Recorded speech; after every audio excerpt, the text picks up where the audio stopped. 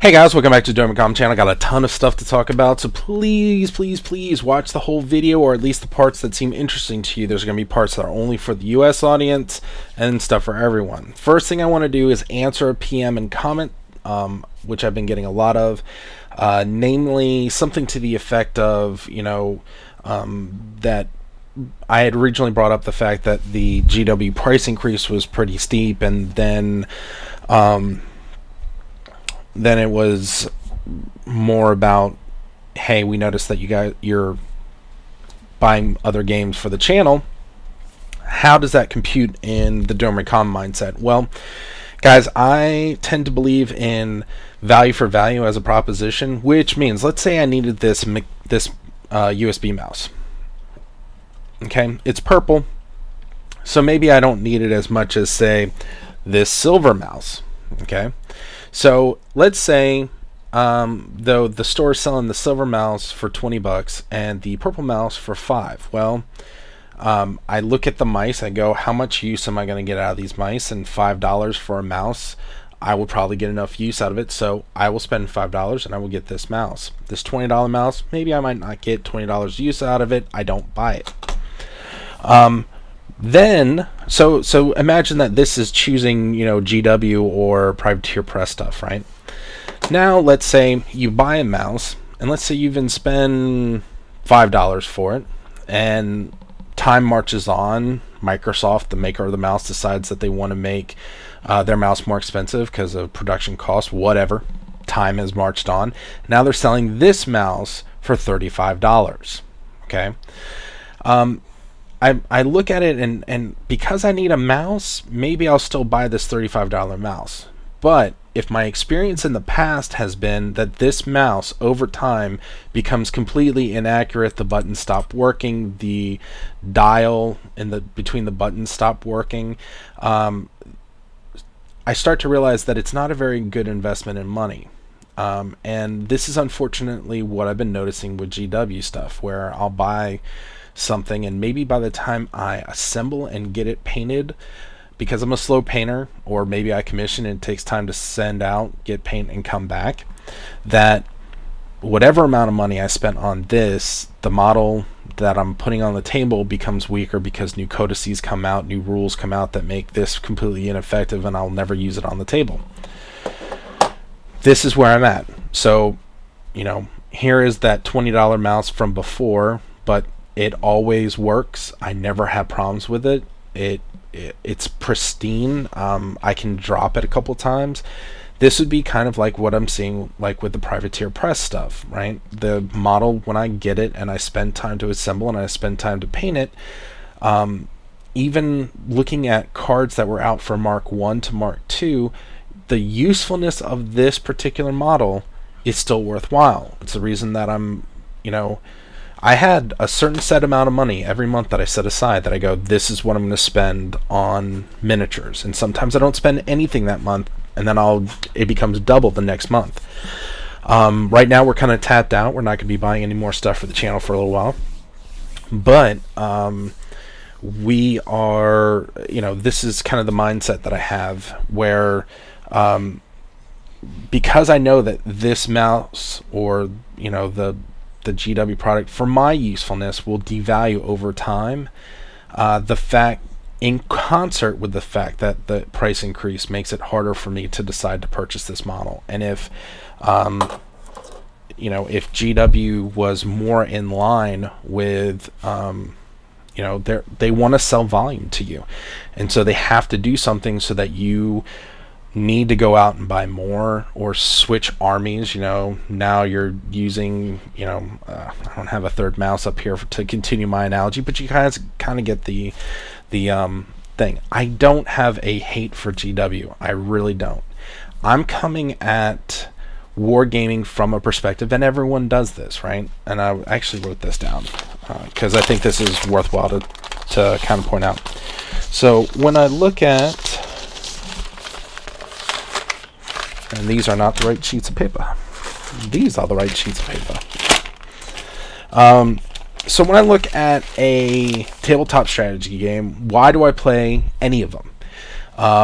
The reason is that I got into the hobby is that video game console games tend to have moved away from the notion of everyone getting together in the same room, playing on the same console, sharing an experience, having that chance to talk. For me, it's something that when I started picking up the tabletop wargaming hobby again, it was a refresh of that. You know, I could invite friends over on the weekend, we'd sit down, have some dinner, play some games on a, you know, and originally when the channel started it was all 40k, and there was this excitement of just, you know, we're playing this game and we're getting a chance to kind of sit down and chill with one another.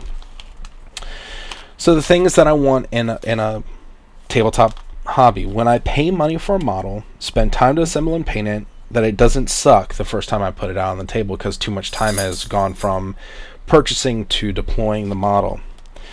When I'm teaching the game to a new player, that I don't have to intentionally suck to the point that they realize that I'm completely throwing the game for them to get rolled. If games that allow me to be semi-competitive so that people aren't learning that, you know, that they have to play against people who are idiots.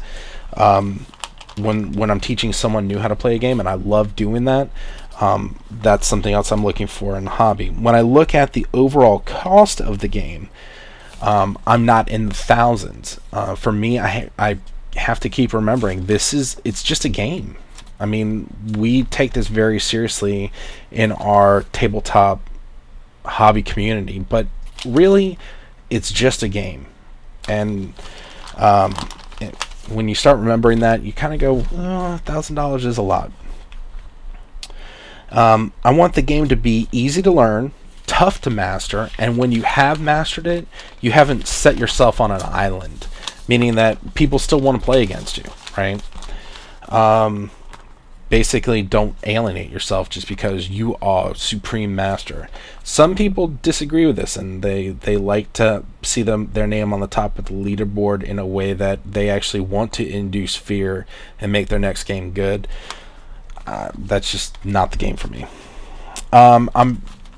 You know, I want you guys to understand that I don't think everything that Privateer Press does is perfect. I'm not a Privateer Press fanboy.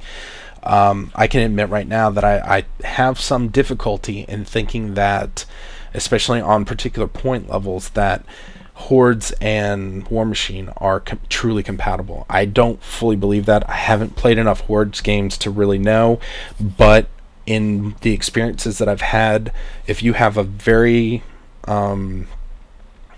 knowledgeable Hordes player and a very knowledgeable War Machine player, that War Machine player, just from games that I've witnessed, gets rolled, you know, probably 9 times out of 10 from the Hordes player. And so I'm not convinced on the compatibility there. So yes, play to have fun. The goal is to win, but make sure that, you know, it provides another really good excuse to get together with people. That's what I'm looking for in a game. Money and the sucking of one's life and soul to be focused only on this particular game should not determine who wins. Because, and this is stuff that I avoid playing certain video games, because I'm like, there's a lot of 13-year-olds out there whose parents have bought them M-rated games, and they've, you know, they don't have jobs, they don't have all these other requirements of them, and I just don't enjoy playing against, you know, a lot of foul-mouthed 13-year-olds, and you guys know who you are out there. Not saying that all 13-year-olds are horrible people. That's far from true. Just saying that if that's the case, I can go find a different game, sit down and enjoy playing it. You know, so those are the big things I look for in a game. I mean, when I did the kind of review of the assumed 6th edition rule set, there was a lot of people making comments about, oh, you know, Doremicom's hating on GW. That's really not the case. Really, that whole video was about, look who knew what he was talking about. And when I was talking to John about it, he actually agreed with me. He's like, you really weren't hating on GW. You were just, you know, you were just kind of patting yourself on the back a lot, and I can kind of agree with that. I probably was doing that a bit much, but it's exciting. It's exciting when, you know, you predict something 2.5 years out and it comes true. And that's pretty cool. And Tony did another fantastic review on the same thing, and he's approaching it from a very business analytic perspective, and he can justify a lot of the things that GW is doing in that way. And if that's what they need to do, that's great. But at the same time, as a consumer, I have the choice to say whether or not I think that is the way I want corporations to treat their players, and I don't. I mean, I still have people commenting on old videos. Like there was one that I did of the red Terminator Tron Templars, and someone, you know, moaning and complaining, oh, he didn't drill out the holes in his bolter. If I'm spending so much money on a model, I kind of think that's the responsibility of the people making the models, not mine. So if I choose not to do it, what does it matter? I don't know. Okay, so for your US guys out there, I got something that's really, really big and something you really need to focus on. There is a link I'm going to put in the description area below. Probably won't bother putting any annotations up here because I don't want you to move away from this video until we're done. The guy has been following like music rights and stuff like that on YouTube for a very, very long time. There's a new law that's in the process of being passed. We really need to get people to write to their congressman and tell them don't pass this. It has a lot of serious ramifications. There's the way that the law is worded. Quite honestly, if that passes, there's a good chance we're just gonna strip down 90% of the videos on this channel, and I probably will stop making videos because the legal threat of something becoming a felony is just too extreme. What they're trying to pass is something where if copyright violation occurs, and we strive very hard not to break any copyright laws here. In fact, I would say that we're actually really good at not doing that. But it's designed to change it from a civil litigation to a criminal one. And why that's important is that I'll give you a really bad example, but something that hypothetically this law could allow. If a family, parents are filming their kid waiting in line for the It's a Small World ride at Walt Disney World, and the song plays 10 times because they're waiting in line so long, and they decide that they're going to upload that video to Facebook because their grandparents want to see their grandchildren at Walt Disney World all excited and whatnot, hypothetically those parents could be written up for a felony violation. I think that is insane. And the fact that it's right now handled in a civil lawsuit means that Walt Disney World is not going to prosecute an individual family on something like that. Do you know the amount of PR backlash that would occur if that happened? That would be extreme, and no one would think twice about, you know, boycotting Walt Disney World for many, many, many, many years. Okay, if it becomes a criminal offense, then Walt Disney World doesn't have to prosecute it. It becomes the responsibility of the state to prosecute it, and so they can go, well, you know, we wouldn't have done anything, but you know, those silly police, they're gonna, you know, we didn't have anything to do with it. No PR bad press for Walt Disney World. They don't even have to go after the people who have committed this heinous crime. And I think there's a level of ridiculousness here. There is some discussion on whether or not fair use would be in play here, but why create a law where this even becomes a question? Those parents did not commit a crime. That's ridiculous. But this is even more far-reaching. If you're a fan of Let's Play videos, hypothetically, based on how the law is interpreted, that could be a federal, or not a federal, but a felony, which is, it's just insane. I've already written my senator. I'm going to be trying to hit up my House of Representatives representative And I encourage you guys to do the same.